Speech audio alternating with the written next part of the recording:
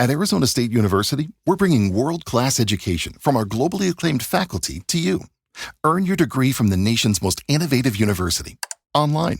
That's a degree better. Learn more at asuonline.asu.edu. Unspoken Issues. Ladies and gentlemen, welcome to the Unspoken Issues podcast. My goodness, it is good to be back in the company of some friends that I haven't seen in quite a while. That's right. Right over there on my, to me, it's on my right. I have no idea what your guys' screen set up like, but on my right is Darry. Darry, welcome back to the Unspoken Issues podcast, buddy. I missed you. Missed you too. Thank you for having me. Yeah.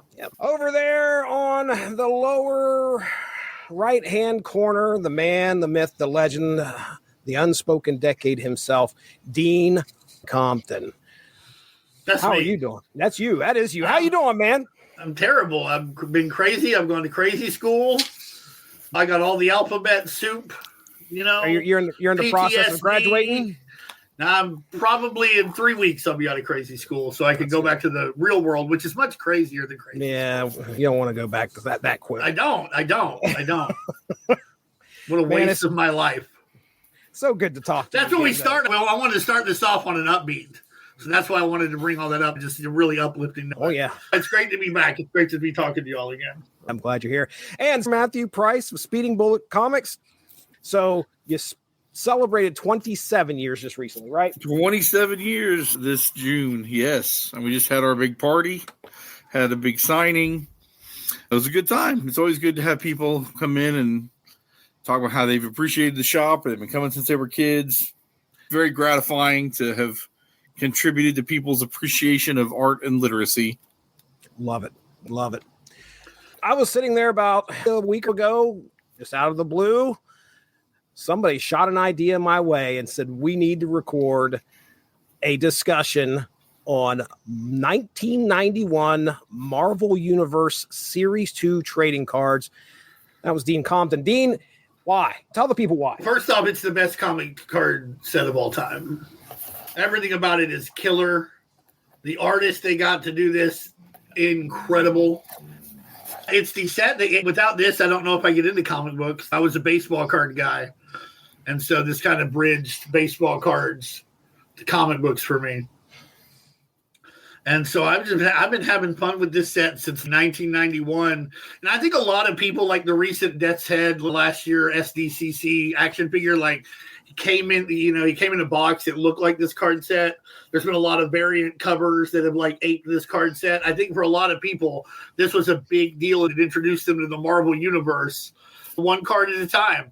And then, of course, there were holograms. I remember buying the Punisher hologram for $5 from somebody at a flea market outside of Buffalo, New York, actually. So I was visiting my grandma, and I was like, this is the coolest thing I've ever seen. So for me, I think it's the bedrock upon which all of my appreciation of comic books rests. Yeah, you brought this card set up a couple times in earlier episodes because of how it brought you in and taught you a lot about the characters of the Marvel Universe.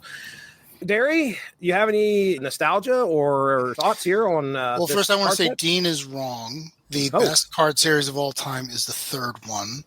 Better backgrounds. No.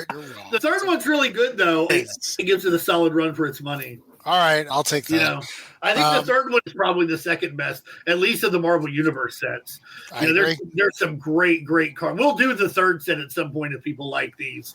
We'll go ahead and do, the rest. Yeah, I had a couple of these. This thing dropped just as I was getting into comics. I learned a lot from reading the backs. This didn't land the way the third one would the following year, where I just had to have everyone. I was like, no, I'd rather die than go with an unfinished set. What if I don't get Strong Guy? That Strong Guy card made me the person I am today, is all I'm saying. I love that thing. I love that card where he's reaching over his head. I love it. The Polaris card. Oh, good Lord. Wow. All right, Matthew Price, what about you, buddy? How did this card set enter your life? Did you go to the 7-Eleven like me and look for these cards? What was going on over there? So I bought these as packs were coming out. I think on Series 3, I bought a box and went moving there. Damn. I just bought packs as they were coming out. Now, I stole Series 4 from Walmart. I want everyone to remember that. I stole Well, the box. Series 4, you steal. You don't buy that. It was Right, garbage. right. Garbage. Absolute garbage. I like that Series 4 lined up the 9s, but it's not as good as 3. Nobody misses Slayback. My favorite card but- set is probably the Jim Lee X-Men. Same. I'm with It's a Matt. great That's one. my favorite. That's the best series. It's probably my favorite. This is maybe...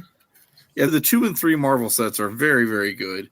And as a DC guy, I have a soft spot for cosmic cards as well. This is a great set, top of the line, artists at the time. Exciting to get into these and give it our picks. You know what's Yeah. a great DC set? We should do the DC Master Series because they only really did one, and it was like their Marvel masterpieces, and it's so good. I can remember these cards. I mentioned the 7-Eleven, and I've probably told this story before on the show. I have fond memories of going to my grandma's on the weekends. She lived a block from a 7-Eleven, which had Street Fighter, Time Killers, the arcade games. I can remember Operation Wolf being in the back. I would talk my The real Uzi feel. Yep. I remember, I'd talk my dad into give me a little bit of money, go put some quarters in the arcade game, and then sure enough, you could go look at the comics on the spinner rack or the shelf. And also they had these Marvel cards, these Marvel Universe cards. And I remember picking up a few packs. I was not really heavy into collecting them. You guys have more of an appreciation. A lot of it was when packs of cards started costing more than Garbage Pail Kids at a quarter a pack. I think I started going like, well, I've got to conserve my money here. What am I going to do? What do I need to spend my money on? Only had so much money to go, that could stretch so far. But That's why baseball cards left for me, because baseball cards had gotten up to like around that point $3.50 a pack. Right, $3 a pack for like a Score Pinnacle for the real Stadium Club, the really good stuff. I could get 3 comics for that. Right. So these kind of fell back. Or a pack of cards and a comic. I think I got more of Series 1 than I do have Series 2, but I've got a few Series 2 here. So that's kind of my background on this. Series 1 is hilarious with those wins and losses. Yeah. I was just completely made up. It's Not that it's all not, but so let's real quick before we start getting into our top 5. We had some conversation before the podcast about the artists that contributed to the set. Dean, I think you had an idea of some of the artists that did contribute. Can you kind of lay out some groundwork here as what we're going to be seeing? I know you're going to get Eric Larson, Steve Lytle. Art Adams is probably the star of the set. Can I ask, what did Steve Lytle do? Not familiar with that name. Legion I of recognize the Superheroes name. in the mid-'80s. It was probably his best-known work. He also did some Doom Patrol. He primarily in the 90s was a covers guy, right, Matt? Like, he does good work but wasn't fast. that sounds correct. There's definitely books that he did, but I think you're probably correct. There's some other guys. I think Jim Lee's on here, Ron Lim, even a couple of the Image guys. It's basically everybody who was semi-hot at Marvel that wasn't, Rob Liefeld or Todd McFarlane, the Silvestri. Besides, you don't get these Image guys, but you do get a couple. And it's honestly the only question about this card set. I mean, the artist is great. I know somewhere there's a list of everybody who worked on it.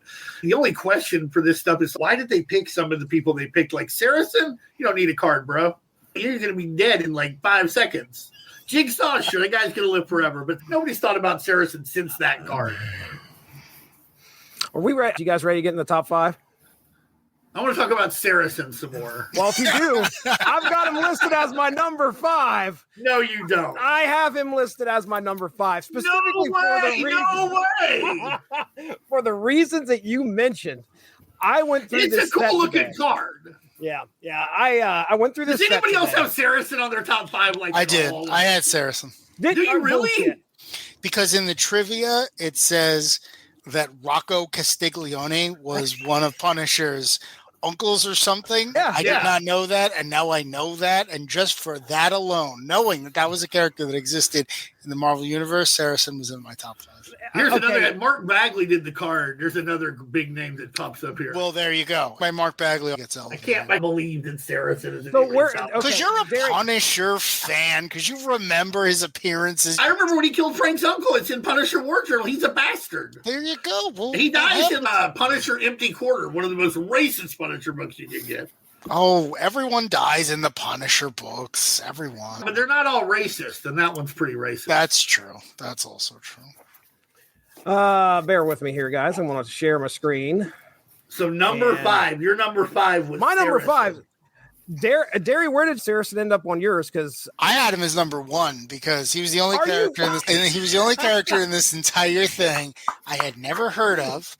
And then I get to him, and he's telling me about Rocco. I'm like, no, you win. I had such low expectations for this series of cards, and then I get to that, and I was like, expectations? Because it's not Series 3. Series 3 is so superior to this. No, it's not. I don't want to have any more conversations with you. Okay. All right. That's fine. Let me get my reasoning out for putting him on my list, too. So I'm going through this list, and I'm like, no, that guy. These are Marvel superheroes. Now, I am a Punisher fan. I've enjoyed some Punisher comics. I don't know if I've ever read anything with Saracen in it. That's how I was sitting there going, who is this guy again? So I read to the back, and I'm like, oh, yeah, sure enough, he killed the Punisher's uncle. And then I'm like, okay, how many appearances does Saracen have? This card counts as his 10th. All right. Yeah, he shouldn't have had a card. That's why I brought him up. Right, dude. I'm so glad you did. That's hilarious. All right, so then my number 5, Darry, let's go to you. What's your number 5? My number 5 is the Submariner card because it was not until this very day that I realized that the character he's shown riding is a completely different, unrelated Marvel character named the Griffin. And I just love the fact that for no reason, Namor is riding this thing. If you saw this card and you were like, God damn, I'd like to see more weird Steam stuff with the Submariner, it was in the book. John Byrne was doing it for you. Oh, of course it's John Byrne. Okay, you know what? Then it definitely stays as number 5, knowing this was a weird John Byrne thing. This guy used to be like a person, and then he's like, hey, you lost your mind a little bit. What if I rode you? That's what I'm saying. That's really weird. It's not like he's known for being Would you like to be a horse? Right. Yeah, that is weird. What's funny because is he my can girlfriend already and I- fly. It's like he can at already this point, fly. his ankle wings are cut off at this point. Can't fly right now. See, they're drawn on the card. Right. Hey, there's no rules here. No rules. Not with John Byrne. There are no rules. No rules. What's funny though is that my girlfriend Emily and I were looking at the card set, and she's like, "Why is that guy riding another guy? That guy looks like too much like a person to be rode." I was like, "Well, as it turns out." Sure enough. She knew. All right, Dean, you're number 5, brother. All right, my number 5 is card number 13, Iron Man. Okay. Why Iron Man? Because look at how cool that card is. They got that circuitry in the back. It's one of my favorites. It's like my second favorite armor. This armor doesn't get any love, but I love this big boot armor. You look at this and you're like, it's cool. It's got cool information on the back, but I could just show you the front. You're like, Iron Man, got it. He does robot suit stuff. Yeah, and war crimes. You can't forget the war crime. Nah, he's not a war criminal yet. Give him a little time. War criminal in his first appearance. He's a war criminal. He's like an arms dealer. He's selling the. I'm not talking about Tony Stark. I'm talking about Iron Man himself. Thank you. Oh, the bodyguard. The bodyguard. Yeah, thank you. yeah. No, you're right. He was always a war criminal. But Art Adams made him look really good here, so you got to give him some credit. When it came to looking at these cards, I was really basing some of my stuff that I was going for on visuals, and this one stood out. Didn't make it though, and Scarlet Witch is also another one for some reason that stood out to me. I didn't pick her, but some of this card art's beautiful. I based all of mine on the card art. So I guess it's back to then my number 4. Now, this is card number 23. It is Puck. The only reason I chose Puck at number 4 was because the information on the back blew me away. I had no idea how short Puck actually was, according to this. Well, he's like Puck. Well, yeah, I mean, the name fits. 3'6", though, 225 pounds. I mean, that is a small, girthy guy. There's a reason for, like, he's got the most messed up back. Yeah, he's got a demon trapped in him. They and talk that's why he about weighs that a here on the lot. back. Something That's weird. Like, he used to be Because big or he's from something. Canada that he's puck and not bowling ball. Right. I thought the same thing. I was like, he's got to be puck for Canada's, national sport. Right, Yeah. national sport. Yeah. Possibly for a Midsummer's Night's Dream, right? Puck That's what I always assumed because I was a pretentious little kid. Yeah, and I watched a lot of Gargoyles, so I assumed it was a reference to Puck from Shakespeare until I got older and I realized, oh, this is a pun because Canadians like hockey. That's right. Why can't it be both? Oh, I was so disappointed. Just because of the information I learned on the back, the art's great. We get Puck, who I'm sure he's probably still out there doing some stuff, but man, I probably he's out there pucking. He's out there pucking. But yeah, so there you go. That's my number 4. That was Puck. So Darry, we go to you. Number 4 for you, sir. Number 4 for me has to be the Human Torch versus the Submariner in their Conflicts sub-series. I remember getting this back in the day, and I was very confused because I thought it was going to be about Johnny Storm fighting Namor in one of their random appearances, and I read the back, and suddenly it's about a comic from the, before the war. I had no idea there was an original Human Torch. A couple of years later, for whatever reason, maybe there was an Invader series at the time, Marvel reprinted that original battle, and I remember buying it. It was the first Golden Age comic I read. I fell in love with it. I was like, oh man, these things used to be way more violent. These are two characters just trying to kill each other, and they are destroying New York in the process.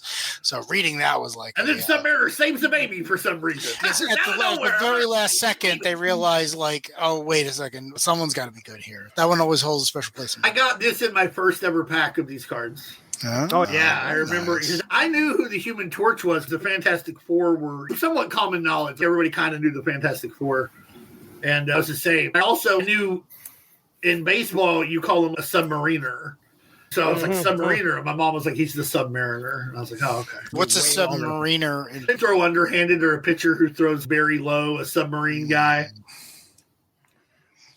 Dan Quisenberry, Kansas City Royals, was like that. He threw basically underhanded.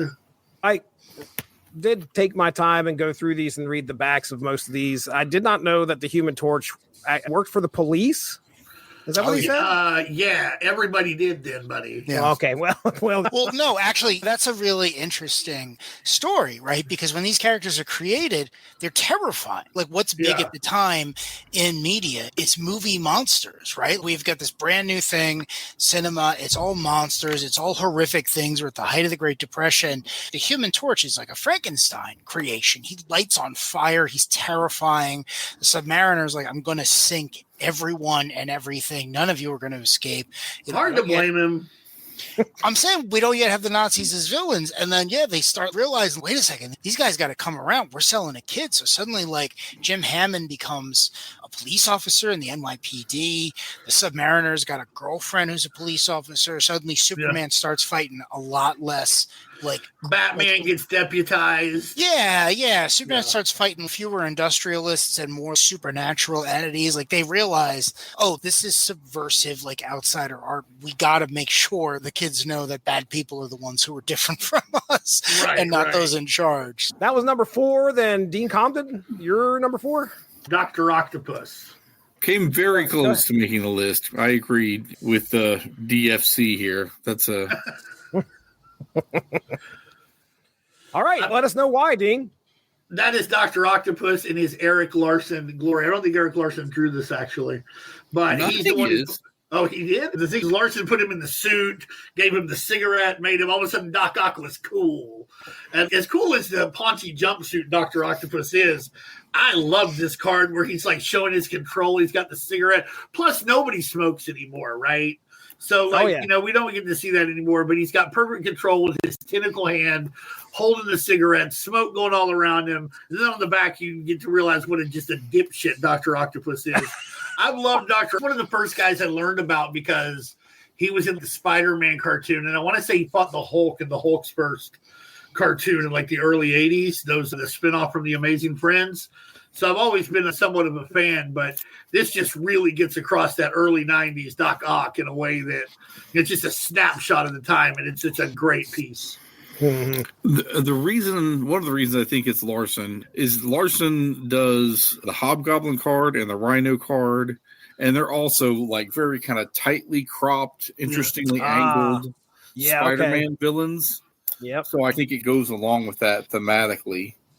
All right, Doc Ock, number 4. All right, then I guess I'm at number 3. So number 3 for me is going to be card number 2, Daredevil. Anybody have that on their list? I honorable mentioned him. Okay. I love it. I was staring at it before. One. It's so gorgeous. It's Romita Jr., right? It's gotta be. I mean, it's so beautiful. And I think I had to look through all these cards, and I don't know if there's another Romita Jr. in this set. There may be, but that looks like Romita Jr. However, what made me pick this one, aside from the art, was the fact that Daredevil's taste buds are so acute.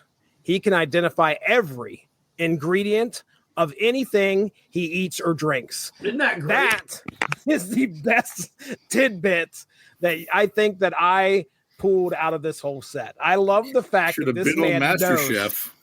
Yeah, dude, right. I've never read a comic book, and I'm sure this probably showed up in a Daredevil comic at some point, but I've not read a Daredevil comic where that has impacted the plot in any way. But it's pretty useful. That also, tastes a little how like does he poison. know every ingredient? I don't know. If somebody makes a new thing, like how does he know that's a tetracarbohydro? How would he know? Like, I would not want to serve him food ever because he would know, like, and he would always, oh, that's way, you got too much pepper in that. I'd be like, how can you tell, man? This was actually a big deal in the Mark Waid, Chris Somney run where they decided, because, he's supposed to be in Hell's Kitchens on the west side of New York, and there's every restaurant, there's every smell, there's every awful smell you can think of. And a large part of that was just him walking up and down 9th Avenue and just being like, I need to spend all of my focus and all of my ninja meditation blocking out all of this, or else I'm going to lose my mind and murder everyone. Like, at one point... So he's the Professor X of nostrils? Yeah, pretty much. Why don't you just leave New York? You can go to Oklahoma. You can get the hell out of here. You don't have to stay here and be bombarded by this. You can get a house in the suburbs. 100 different things he could have done. And the one time he leaves the city, where does he go? He goes to San Francisco, which has to smell worse than here. Matt, did you have anything on why you had him on your list? I mostly went with art. It's a Miller-inspired Romita piece to me. He's like dancing on the edge of the rooftop almost. He's not just running across the rooftops. He's like on the edge of it. So, I don't know. And he's leaning over and he's looking down, right? Like, he's definitely looking at something. He's either looking at a woman. He's looking at the Punisher. All right. I would have been nice if those two cards connected somehow. Frank's staring at him through a sight. Yeah. Yep. Yeah. This guy again. All right. Okay. So that was my number 3. Darry, what's your number 3? Oh, this one. I love that this series has an X-Force rookie card. That just made me so happy. I'm not a sport guy, but I love X-Force. I loved it back then. I love it now. And going through here and looking at this picture of all these different characters and being like, this is it. This is these child soldiers and this weird guy with no origin. These are going to be the hot new team of 1991-92. And I just got a kick out of it because, there's so many characters in here who either, wouldn't survive to today or they are Saracen. And then you got X-Force, and you got the rookie card, and they're going to go on to do great things, and just brought a smile on my face.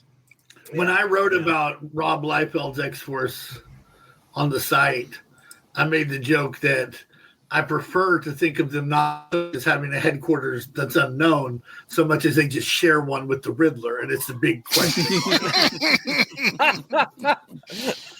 Unknown.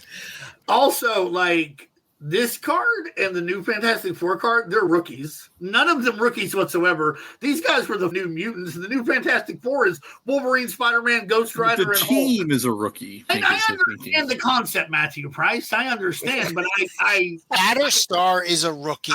Feral agree. is a rookie. Domino is a rookie, and Cable is a rookie. That's Cable's not a four. rookie. That's 4 out of 7. Cable's not a rookie. He's got a shady past. Oh, all right, fine. I liked that the X-Force had a rookie card. I kind of wish it had been a Liefeld drawing. Cable has his own card in this set, somehow not a rookie card. So I don't know if you guys can see it there, but I assume the artist's name is Morgan. That's the one person that I couldn't nail down. Who is, any idea? Is it Tom Morgan? Tom Morgan. That's what I was thinking. All right. I remember looking through these and seeing he's done a few of them that will pop up throughout the series, and then I couldn't figure out who it was. It's a pretty unique signature. Look down at New Fantastic Four. I just realized that Wolverine's claws are breaking through the panels. That's actually great. Yeah. That's great design. Oh, That's why it's my top 3.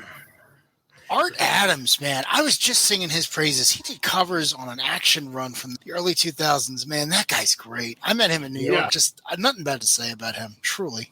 He told me he doesn't like you, but otherwise. That I would believe. That I absolutely would believe. He's the hero of this set. I read an article about this set, but I couldn't find it anywhere. But in it, he said, I loved it so much. He drew his stuff at like twice the size as they needed because he was just loved doing it. And then he's like, I wanted them to let me just do the next set. I was like, just let me do it. They're like, we don't do that. Then 2 months later, Joe Jusko's Marvel Masterpiece. And he's like, what the hell? I thought we didn't do that. man. But yeah, he is the hero of this set just again and again. So just good. coming through. So good. Agreed. All right, And so that a lot. It's all great. There's nobody who's falling behind here. Oh yeah, He really makes use of, like, you don't have a lot of canvas and you can't put in too much detail that can be out of focus. I mean, I don't have the technical expertise, but I'm looking at these things now, 30, 40 years later, and they still look great. They still look iconic. He used the compressed space really well. All right, Dean, your number 3. All right, number 96, Avengers versus Kang. Ooh, almost made my list. I mean, it's just gorgeous. This is some Steve Lytle stuff. One of the things I liked about this card set is there'd be some shit that would happen that would, like, this is the only thing that I have to connect me to the Marvel Universe at this point. There's no Moondragon card, yet here she is on this card. Yeah. I have a mystery to solve now. Who's this guy on the far end? Well, it turns out it's the Vision. But this card set was, the gray one. But like this card has it all. It's very powerful. It shows how powerful Kang is. It's got all the Avengers looking cool, but also looking like they might not be able to handle it, but they do. On the back with their like heads looking at them, it's really cool too. Where they're I feel like they're being pretty judgy, and they should. Kang's kind of a jerk. He is. I say this again and again. It's just a gorgeous card, and it epitomizes that entire conflict. I think I got it in my second pack. And I was like, I got to find out more about these guys. Oh, yeah. Good pick. All right, Matthew Price. Let's see what you got. Number 3. I feel like I'm getting basic on these, but number 3 is my favorite of all time, Captain America. Card 54, where are you? I love that card, dude. It's got a lot of depth to it. A Cap is protecting this kid, the trees in the background, and the bullets coming at him. Artistically, it's really good. Character-wise, it's really good. Captain America's shield is not a bad card either. It's by Ron Lim. But this just has more background and character to it. So I went with the main Captain America card as my number 3. Nice. Yeah, I like that one. Good pick.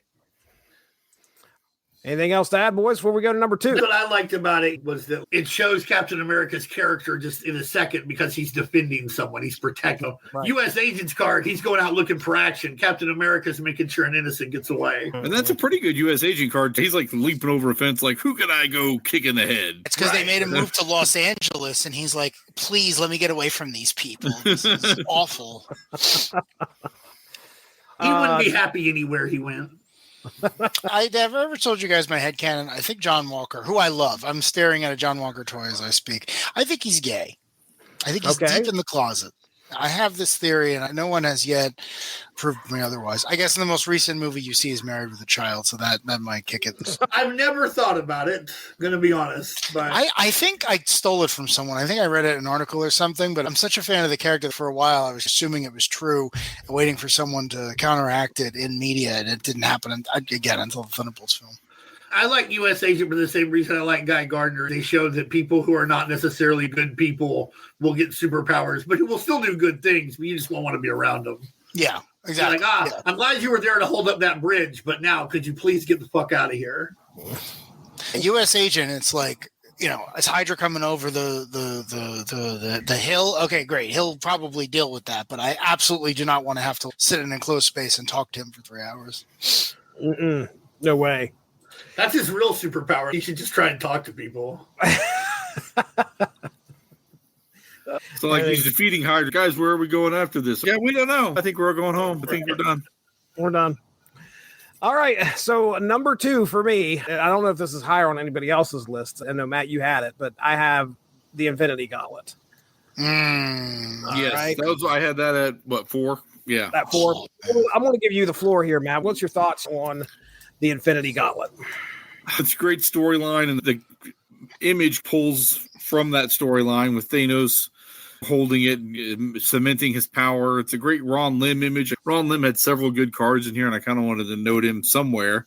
There was some other ones that he did that I liked in here, but I thought, well, this is really captures that anger of Thanos and the power of the gauntlet. There's not a lot of background, but I like the green color. Yeah, I mean, this is the Mad Titan, flexing his power with that glove on his hand. Exactly. And it is imposing. You're looking up at him. How tall is he? I know we have a Thanos card, didn't we? He's like 7 feet something. He's big. So he's a big dude. You're going to be looking up at him. And then he has the Infinity Gauntlet on his hand. And, the other thing that solidified it at number 2 for me is obviously this is a card. We got a few of these object cards. Dean, they call them weapons. Oh, right here. I guess it says it right up there in the top right. My bad. I should have read. But yeah, of these, there's a few big ones in here. Infinity Gauntlet being one of them. The other one being the Ultimate Nullifier. I got Ultimate Nullifier in my first pack. Okay. But the most important one is obviously Punisher's Arsenal. Look at all those fucking guns. Yeah. I'm with Dean on that. That one. Look at all those fucking guns. I assumed that was going to be your 1, 2, and 3. Right. I don't want to take these from Dean. The Infinity Gauntlet card is so sick, though. Do you know why the Infinity Gauntlet is so great?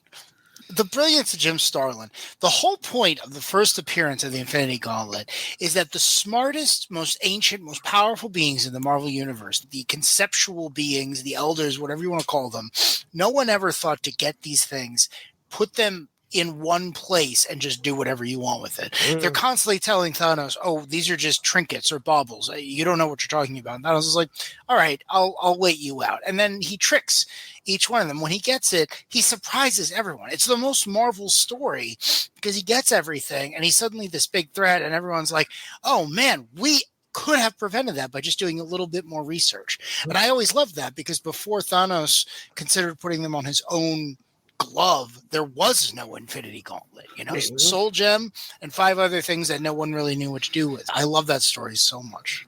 Yeah. I also love how everybody's like in the Infinity Gauntlet and the Silver Surfers issues leading up to it. They're like, how could he be doing this? And they're like, you mean doing the same thing he did the last time he was around? He was trying to get the Cosmic Cube and kill everybody? Yeah. You mean the exact same goddamn thing? You can't believe that he's doing it again? I can't believe the cows are out again? We didn't fix the fence? Come on. Yeah, it's the same story. There's one Thanos story that Jim Starlin did. He did it like 6 times, and I love every time he did it, but it's just the one story. He's going to monologue, he's going to gather infinite power, and then at the very last second realize that he is his own downfall. It's a great story, but it's always the same story. Mm-hmm. Sometimes he fights Hulk and they hit each other. That is true. I apologize. There are 2 Thanos stories. Thank you. Thank you, dude. I like the wordplay that it's the Infinity Gauntlet. It's literally a glove, but it's also the heroes have to go through the Infinity Gauntlet to defeat it. So. That's it. Matt's in charge from now on. I remember like 2 years ago when I was reading the Infinity Gauntlet again, and that dawned on me. And Emily was like, "Oh, you didn't know that the whole time?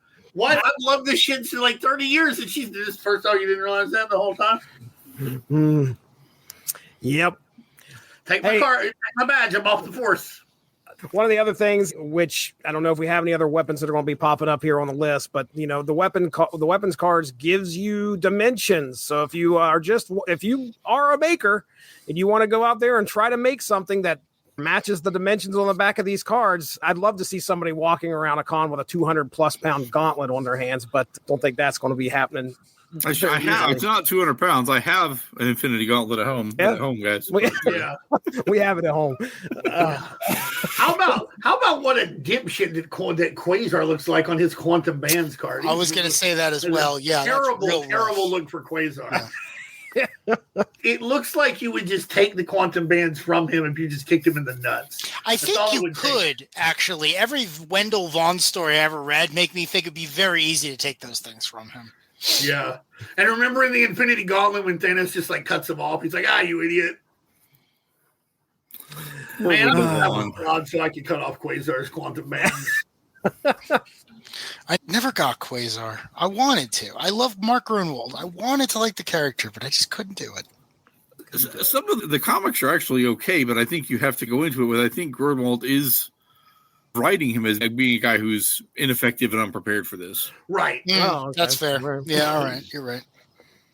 That's part of it. If you're interested in watching someone fail, man, do I have 60 issues of a comic book for you? I mean that in a nice way. He gets slowly better, but it is sort of like, what if a random H&R Block guy got cosmic powers? How would that go? No, he's not a random H&R Block guy. He was like... I'm just saying... he's a S.H.I.E.L.D. agent, right? Like, he's... But I'm saying he's about as effective as if...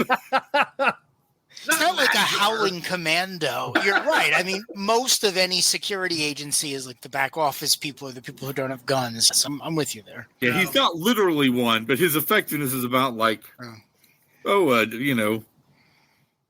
mean Randy got the Infinity Band? Yeah, exactly. Not Randy. You don't give Randy cosmic power. So that was my number 2. Then Darry, your number 2. My number 2, it is 2 of the cards featuring the Mandarin, who is a villain that I thought, reading these cards as a child, was going to be a much bigger deal than he actually turned out to be, regardless of his starring role on the Iron Man series. But his own solo card, which I thought was a great visual. I think it's the best the character has ever looked. And then later on in Weapons... It looks better than his rings? Then I was going to say it's tied with his rings, because again, if you don't know who the Mandarin is, racist as fuck. Well, but I'm saying I didn't know that when I was a kid. I had no idea who this person was. But then you read this and you're like, wait a second, he's got 10 rings and every ring does something. Like, picture you have never read an Iron Man comic before, right? Like, I was reading this and I was like, oh man, the Mandarin, this guy is awesome. And then I remember thinking he would beat Green Lantern because he had 10 rings. That's what I'm saying. And each one does something different. There's no mention that they run out of power or anything. With Green Lantern, it's always like, 24 hours. As soon as the battery runs out, he's going to fall from the sky. So this was one of those things where your mind does all the work for you. And I was like, oh man, the Mandarin. I had no idea what that was. I didn't even know what that word meant. And I was just like, this must be a top shelf supervillain. And then you finally learn about him and it was just like, oh no, racist caricature holdover. Okay. All right. Though I will say, watching Tony Long play him in Shang-Chi was the best thing about that movie because I loved him. When you said you were going to cheat and pick 2 cards, my mind went right here. I thought you were going to go. Oh, yeah, very good. The strict stamina checklist. You know, the neat thing with Saracen. Obviously, the Saracen card. Mandarin, they still tried to get him over as a big deal for the rest of the decade. Like, he's the main bad guy on the Iron Man cartoon. Yeah, well, that's what I was saying. Like him, but he's like green skin. Green skin. Yeah, they give him the Ming treatment, right? Yeah, we were still pretty racist in the 90s, guys. We're still pretty racist now. We still got a lot of work to do still. But but after that cartoon, it's like a cliff. Like he's done. He's done. Yeah, he's gone. It's really wrong. Honestly, it's a good concept if you got away from some of this racist iconography or found a way to have the character reclaim it in a way. Maybe you could make it work today. You definitely want an Asian American to handle it. Rings are cool, though. And they powered a spaceship. Like, who looked at a spaceship engine that's just 10 rings and be like, let me grab those?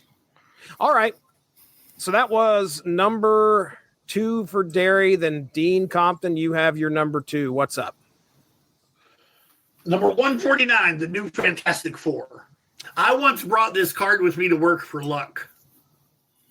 I had a really bad day one day, and the next day I was like, I got to have some backup. I'm bringing in the new Fantastic Four.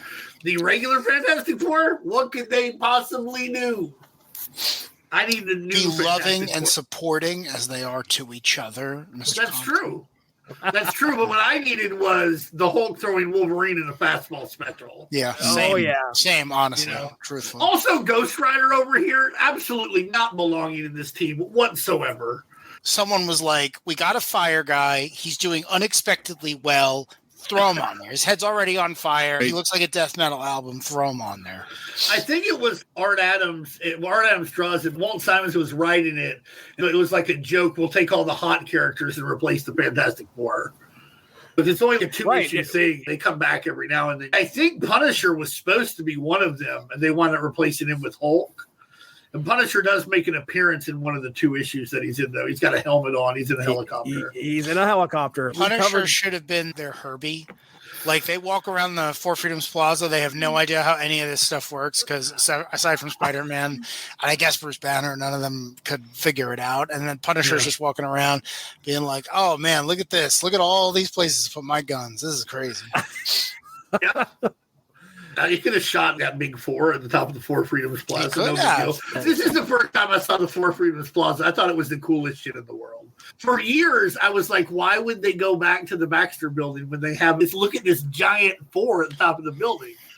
But the Baxter building's classic. I understand why they go back now, but I still prefer this. There's a difference between my preference and understanding why the powers that be do the things they do. I understand why they want him back in the Baxter building. Me personally, though, I never would have taken him out of this. I'd have rebuilt that after the Infinity War. But it's funny, too, because if you read the original Kirby comics, the Baxter building is just 42nd and Madison. It's not supposed to be. Like, the whole novelty of it is that it's mundane. They get kicked out a bunch of times. Yeah, but they built a rocket car sled in that thing. I know. I'm just saying that, like, years later, I think it was Byrne who was like, okay, we're going to give them an iconic skyscraper before Avengers Tower, before anything else, really pump up that Marvel skyline. Why would you ever go backwards? That Four Freedoms Plaza design was flawless, I agree with you. I get why people prefer the classics. That's all I'm saying. In some cases, I prefer the classics. This isn't one of them, but I understand that people sometimes prefer the classics. Matt, did you say you had this on your list? Yeah, this was my number 5. It's the fastball special with Wolverine and Hulk. You get the Danny Ketch Ghost Rider. I think he's actually a little cooler here than on his actual card because his motorcycle's on it. I agree. And then you actually got Spider-Man. It's all drawn by Art Adams. And it's a rookie card. These rookies, oh man, Wolverine, that poor rookie. But I do get it, a new team. And I loved that aspect of it too. And honestly have tried to read everything regarding the new Fantastic Four. I've seen these guys get together again a couple times. I don't ever want them to wear the Fantastic Four outfits. No. Oh, why not? I want them to be like the way they are here. I don't want them to have the fours. They got to wear the outfits. Maybe just like a little pin. Like they have a little... No, because that's the whole joke, right? Like, what's the difference between these 4 and the original Defenders, who were always like, we're not a team. We all have solo titles. We want nothing to do with each other. Here, it's like, no, you're the Fantastic Four. That comes with a clubhouse and resources. Well, yeah, they stay together in the alternate universes, yes. Yeah. But in the main universe where they haven't stayed together, when they get back together, I like it when they're just wearing their clothes. If they stayed together, yes, they have to have the 4. Like, I guess where I was going with that is I always thought it would be funny. Ketch, it doesn't really work because he's too new of a character. But the other 3 are like, they're always like, oh, we have to work alone. We have to be loners or whatever else. But the 3 of them, more than anything else in the world, want to belong, right? Like the second that Hulk is accepted by everyone else, he shows up, he puffs up his chest, he gets all excited. Logan wears a yellow and blue costume to protect children, and he has done so for about 50 years. And Spider-Man has been on the Fantastic Four like 6 other times. So I was like, but this is the first time. True. You're right. But I listen, with Spider-Man's Fantastic Four and other steps, I love when he puts on, like, the Fantastic Futures costume, the white one. Oh, man, that is so cool. I just like for these four guys to accidentally get together. You know what I mean? Especially if I was doing a big crossover, like if I was writing them, like at some point, like these four would make a stand. Or even if it was Johnny Blaze, you could make a stand as need be. But you could be like, oh, it's you, like I said, oh, it's you guys again. Yeah. I'm tired of you already. All right, then, Matt, you got number 2. What's your number 2?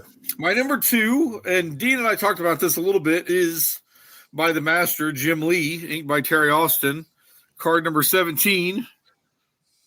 Gambit. I got on T. I don't know. I just like Gambit. He's one of my favorite characters. He looks cool here. He's throwing the cards at the camera and got the completely ridiculous superhero outfit with the trench coat flapping in the wind and the pink armor with the stripes down the side. I mean, the costume is just crazy, but it works somehow. This is way early in his appearance. Yeah, it's early. He's made very few appearances by the time this card comes out. He just looks cool. The back of it, I mean, real name unknown. I don't think it's very much longer after this to find out what his real name is. But first appearance, August of 1990. As I was going through, his weight is unknown. They couldn't get him on a scale. Right. No, Chris Claremont threatened to murder anyone who gave details about Remy. Yeah, does he weigh 175 pounds? I'll kill you and write the eulogy. So, please. If memory serves, you two don't like Gambit. I don't like Gambit. No, I don't care that 2024 was like a big resurgence. I loved him in Wolverine and Deadpool. That stupid show had him die. I still think he's a crappy character. I don't care that he died saving everyone. Oh, wow. No. So, okay. Now, you pegged me wrong because I don't hate Gambit or anything like that. Remember, we were talking about X-Men 97 and we were all excited because Darry was jumping into it. I just watched that episode and I was waiting to hear what Darry said, and my soul was crushed by his reaction. But either way, I love the mystery of this guy. Here he is the X-Trader. That was the thing. Oh, the X-Trader. That was cool. Yeah, that was cool. Remember when all it took to sell like 500,000 books a month was to put like some mutant with a mysterious past in the X books? Gambit, Cable, Bishop, Wolverine. What? Rogue did not have a real name until the movie came out, and then Claremont did a whole arc disproving that. Like his whole thing of making someone have a mysterious backstory, have his characters I like that. Well, it works though. I mean, it worked for him definitely because I think that was his way of keeping the stories going. He would just drop little breadcrumbs. It would be more difficult now when people don't stay on books that long, but for the Claremont run, it worked great. A lot easier when you stay on a book for like 16 years. Yeah, 17 years or so, yeah. And I know that part of the reason I like Gambit is because I picked up his first appearance off the newsstand as a kid. And was that your first speculator buy? It was just I was just into the X-Men back then. But hell yeah. But yeah, anyway, so I understand if people want to make a logical debate with me about the flaws of Gambit the character. It's like, yeah, I understand all of that, but I just think he's fun. I understand the flaws of Gambit's character as well, but he also throws playing cards and has a trench coat and comes in with a fucking bow staff and takes care of business. And he's got the thing that was big in the 90s, a mask that isn't really a mask. It just sort of covers the top of your forehead. It's called a head sock. It's from the fourth world. A lot of people in the 90s wore it for some reason. It's very fun. I get to keep their I don't know, chin. Not even his chin. I mean, what is he keeping warm? Mostly his forehead. Nothing. He's going to combine with the other Forever people to make Infinity Man. I would listen if there was an X-Men Forever people crossover. Gambit absolutely drives the super cycle. 100%. Gambit pushes Wolverine out to drive the super cycle. And then he spends the entire time flirting with a mother box. Like not even one of the Furies, just the mother box. Listen, take my $5.99. In some ways, I like Gambit for the same reasons I like Baker Mayfield. He was on my team. He was cocky as could be, but he got it done. Sure, everybody that's not on his team doesn't like him. You don't care. He's on the team you like. Mm-hmm. Is he a giant? He was a Cleveland Brown, and now he plays for Tampa Bay now. Tampa Bay Buccaneer currently. Buccaneer. Those all sound like made-up teams. They are. They are. I mean, Just like somebody made everything them else. up. Yes, somebody made them up. By the way, I did, till now, I did not realize this was Jim Lee. I went through these cards, and if there was anything that I was going to pick that would have topped my list art-wise, it would have been a Jim Lee card. So this is a good pick. Was there another Lee card in this series? Havoc, it looks like. There might have been one or two others, but definitely Havoc, because that was an honorable mention for me. That's another really good Jim Lee card. Nice. All right, so we've come to this moment where everybody's going to declare what their number one top Marvel Universe 1991 Series 2 card is going to be. I will start, and that is card number 50, and that's Wolverine. I don't know if this is on anybody's Can list. you imagine if he fought Saracen? You'd be so excited. First off, I'm assuming Art Adams on this one. I don't It is know. Art Adams. Gotta be. Yeah, you can see it. The signature's on there. It's in the barbed wire. Right down in here. Okay, yeah. Everything about this card. This is brown and yellow. Best Wolverine costume. We're just about to hit. Actually, has that happened has Spider-Man happened yet where he puts the yellow and blue back on? I can't remember because this is mid to late 1991 when this series drops. Clearly, they're not using it in this card, so I would assume they would have probably wanted to. But they will in the next series. Okay. In Darry's beloved 92 series. But it's good. It is very good. The number one reason that this is at the top of the list is because the first appearance of Wolverine, according to this card, is Incredible Hulk 180 from October of 1974. And there have been debates. Possibly you may have seen them online as to what the first appearance is of Wolverine. And what I love about this is I could lay this card down. This settles it. This settles everything. Don't charge me so much money. Card's not wrong. We all got to agree with that. Like, we may not want it to be right, but the card is not wrong. It really depends on how you define appearance. If the Hulk comic had ended with 180, the last page of the last issue would be the appearance of this weird yellow character named the Wolverine that we never saw again. His first appearance is Hulk 180. We all just like 181 because it's got one of the best covers of all time. Logan is 1 foot 4 inches taller than Puck. So you were just picking short kings. That was your deal. That's my number one, Wolverine 50, specifically because of that card back. I love the art. The art looks fantastic. This is a great card. This is one of the hottest characters in the 1990s for sure.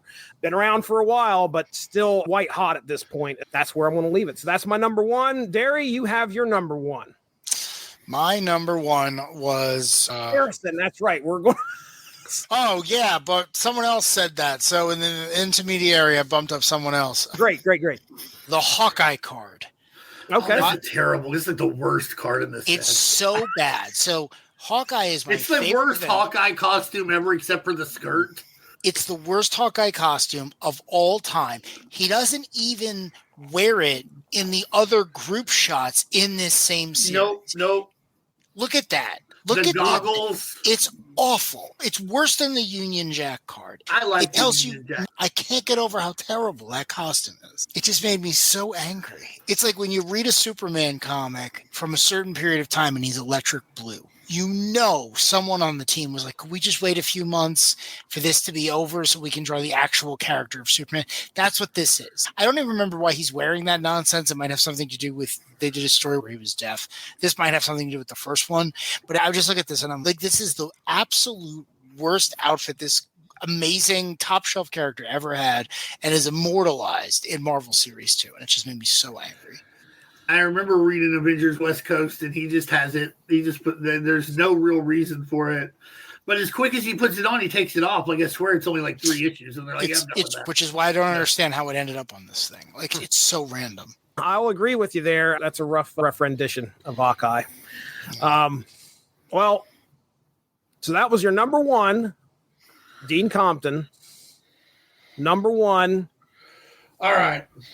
Well, I've got a number one and a number one. Oh, all right then. Because it's not fair because I have the cards in front of me, but I also have the holograms.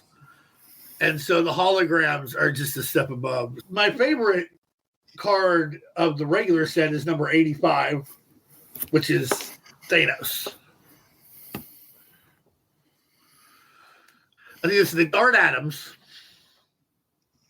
I remember thinking this guy's like the coolest guy. Like, just looking, he's got these minions. There's Lady Death next to him.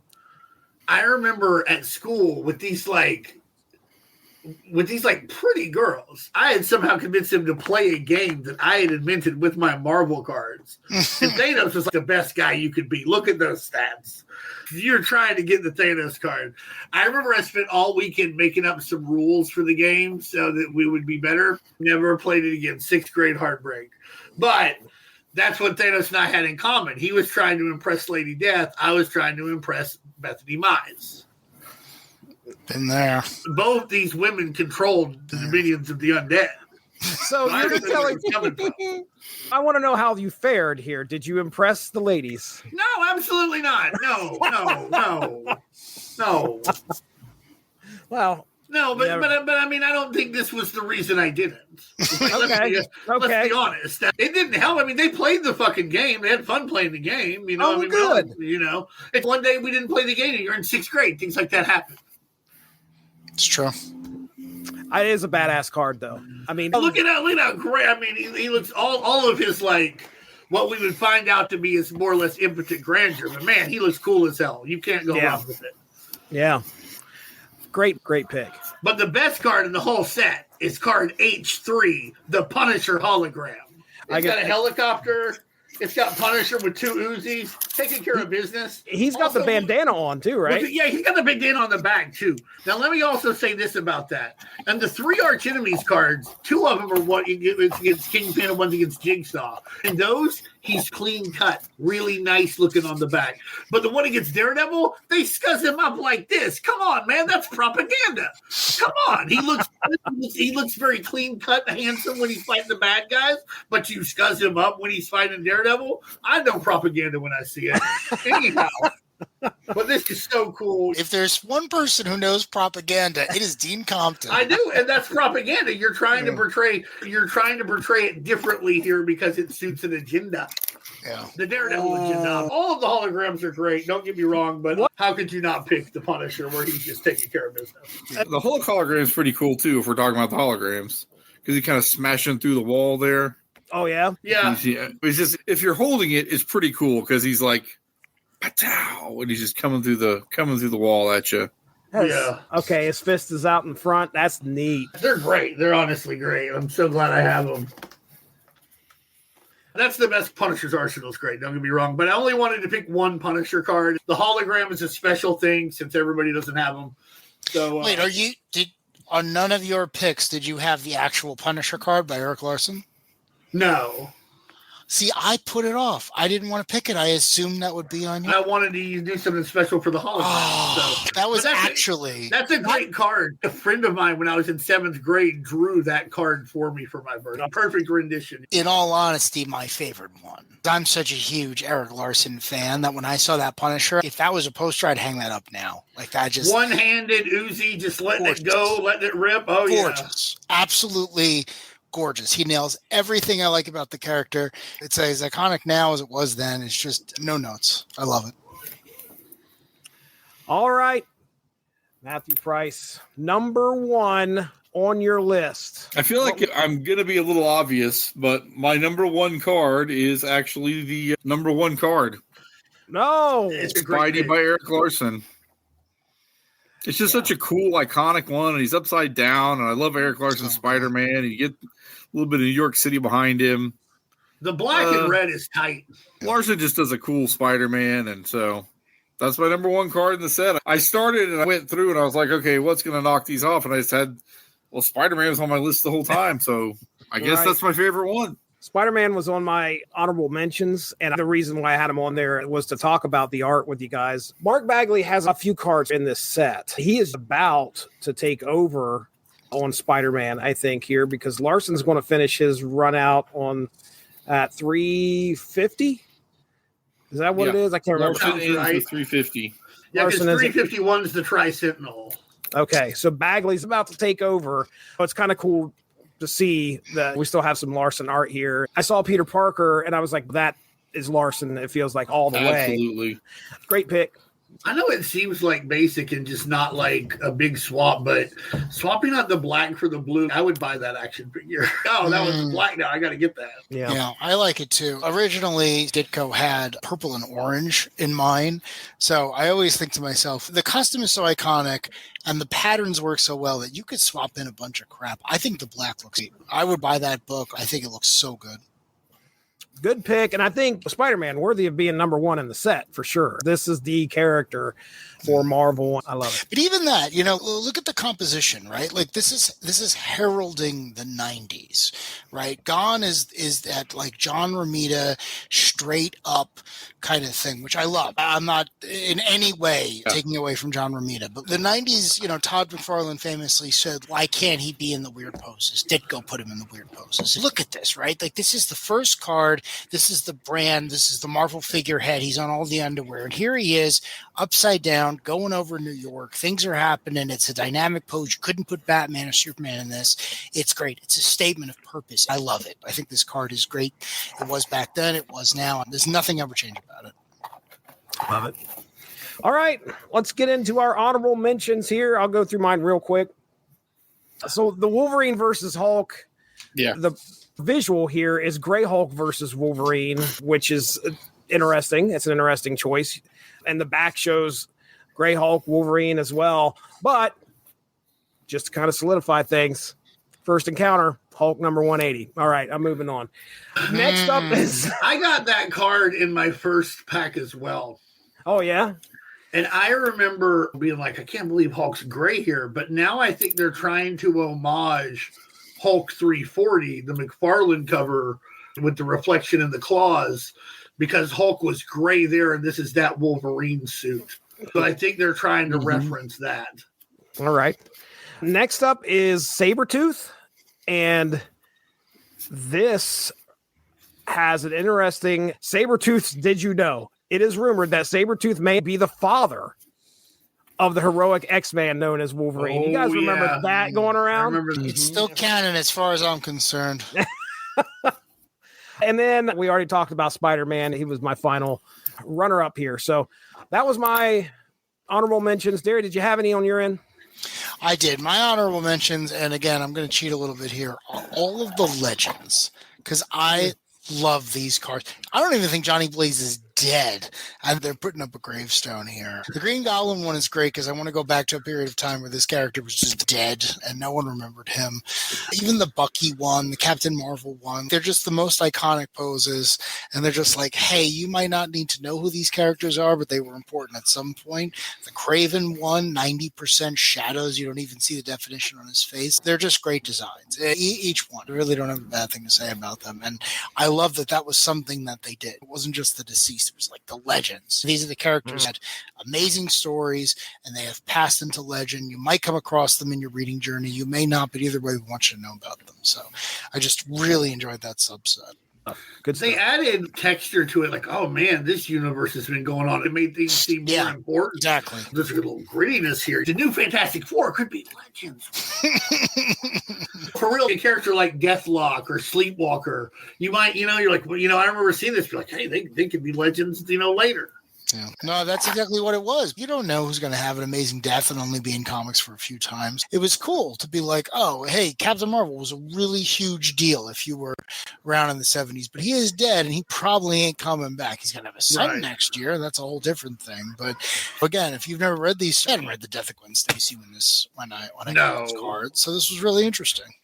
I also think the original Ghost Rider, like they were just bringing him back, because he'll have his own card in the next set. Yeah, he will. And I think they were reprinting They were doing that original Ghost Rider mini series, which was just reprints with new covers. Yeah. So I think they were like, kind of a little synergy there. Yeah, agreed. All right. Dean, honorable mentions. Any of them. All right. So number 7, Mr. Fantastic. Excellent choice. It's a cool card. He's stretching around, and he's got a gun. He's got a giant fucking photon gun, and it's got this like triggering mechanism that only he could use because he's got to put his hand into it. So I like that. And who else do I got? There you go. Yeah, what a crazy looking trigger mechanism. Mr. Fantastic, of course, and he's stretching into it.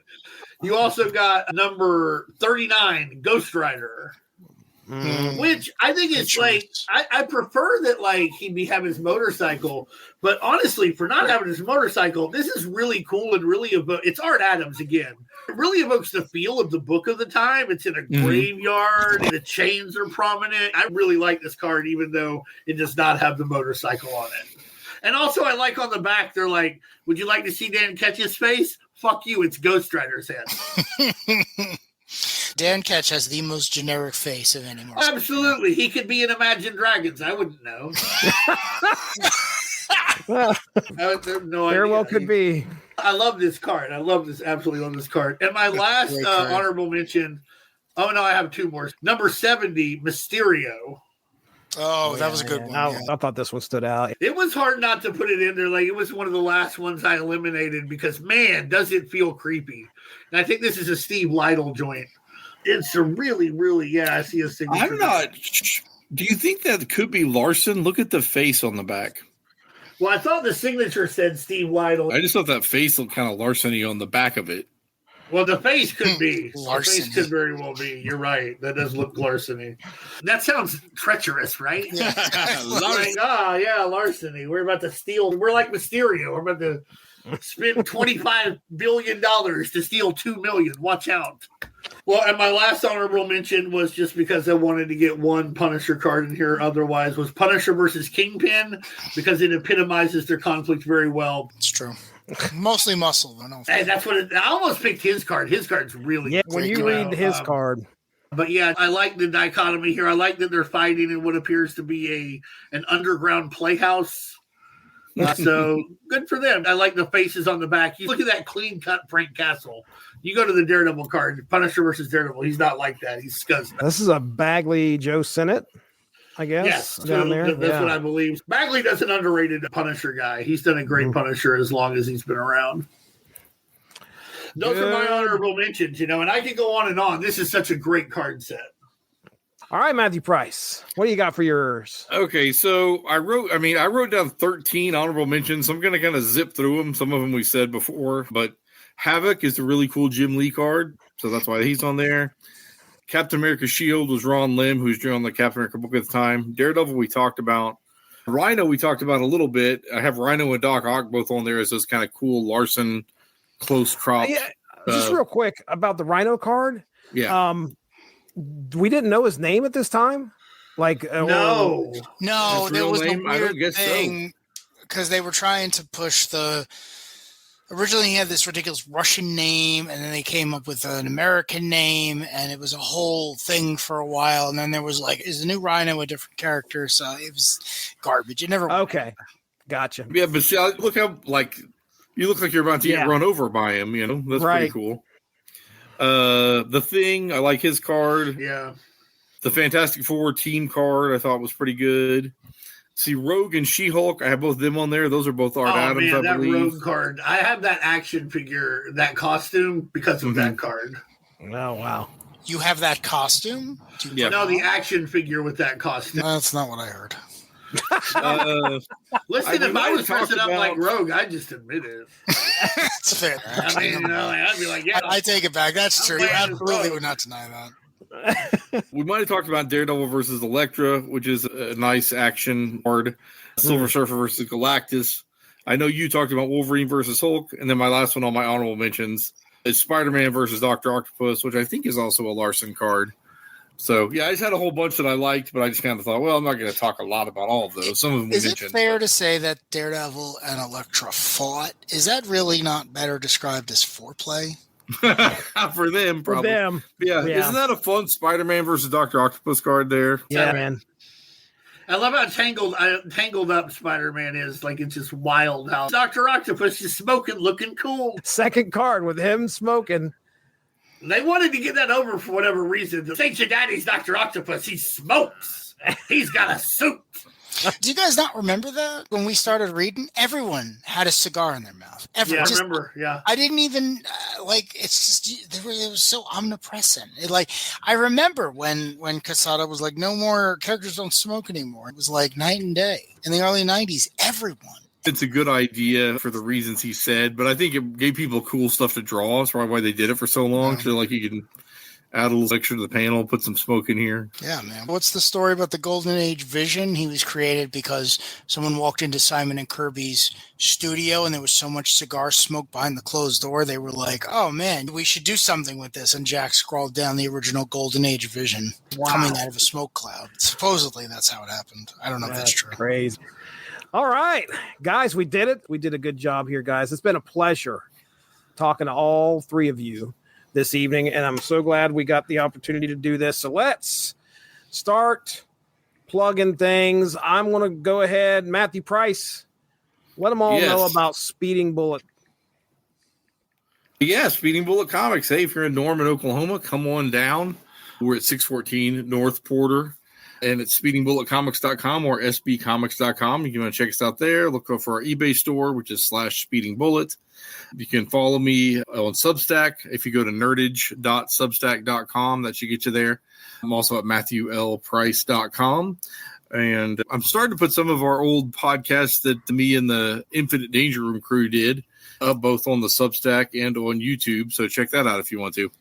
All right. Very cool. And again, congratulations on 27 years of the comic book shop, right? Thank you. Thank you very much. Yeah, Learning it all the time. Dean Compton, tell them all about the Unspoken Decade. All the 90s action you can want on the unspokendecade.com and check us out on the Facebook group as well. Just Facebook search for the Unspoken Decade. We're posting stuff and chatting every day. All right. Well, as for myself, ladies and gentlemen, you're listening to the Source Material Comics podcast feed. Got three main shows we usually do here. That's the Unspoken Issues show where we talk about 90s comics all the time. Hey, we just did this. This was a fun time talking about some trading cards. Our most recent aired episode, we are in the middle of Gimmick Cover Summer. So we talked about Wildcats #2. Upcoming shortly, whenever this airs, we're going to be talking about that white hot version of Fantastic Four 371, I think it was. That ended up winning a Nova Flame. Source Material Comics podcast, where we talk about comics of any era. Me and Mark Radlich are in the process of going through all 4 volumes of Darth Vader. We just finished Vader Down, and then we're going to continue with the series pretty soon. And then, of course, the Marvel Snap podcast that we do called Snap Material, where me and Evan Bevins get together and discuss the fun stuff that happens in the mobile card game Marvel Snap. That is it. Ladies and gentlemen, I'm Jesse Starcher. Over there's Darry Waite. Down there is Dean Compton. That's Matthew Price. We're getting out of here. Thanks for joining us. Have a good one. Bye-bye.